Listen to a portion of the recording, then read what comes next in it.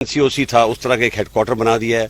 तमाम एड वहाँ पे उसकी डाटा वहाँ इकट्ठा होगा और वहाँ से जो हमारे प्लानिंग के मिनिस्टर साहब हैं वो फिर एड मुख्तलिफ जगह पे भिजवाएंगे जहाँ पे ज़रूरत होगी, ताकि एड रिक्वायरमेंट के मुताबिक जाए। लोगों का रिस्पांस बहुत अच्छा आ रहा है। लोग अभी मुझे खबरें आ रही हैं टन्स ऑफ टन्स राशन इकट्ठा हो रहा है। राशन का इतना प्रॉब्लम नहीं होगा। टेंटेज का प्रॉब्लम है बिकॉज टेंटेज मुल्क में इतना अवेलेबल नहीं था। हम बाहर से भी मंगाने की कोशिश कर रहे हैं, फौज के अपने स्टोर से भी हम दे रहे हैं। टेंटेज में थोड़ा, क्योंकि सिंध में ज्यादा प्रॉब्लम है, इधर इतना प्रॉब्लम नहीं है। सिंध में ज्यादा प्रॉब्लम है और बलूचिस्तान में है, वहाँ टेंटेज की जरूरत है और बाहर से भी मंगाने की कोशिश कर रहे हैं। दोस्त ममालिक ने भी माशाल्लाह देखिए UAE की सॉटी शुरू हो गई है, टर्की की शुरू हो गई है, चाइना की भी शुरू हो गई है, बाकी मुल्कों से भी, सऊदी अरब से भी और कतर से भी इंशाल्लाह आनी शुरू हो जाएंगी। पैसे भी आएंगे इंशाल्लाह, आप देखिएगा। उनका बड़ा अच्छा रिस्पांस है। उन्होंने कभी पाकिस्तान को कभी भी मुसीबत में अकेला नहीं छोड़ा और इंशाल्लाह आइंदा भी नहीं छोड़ेंगे।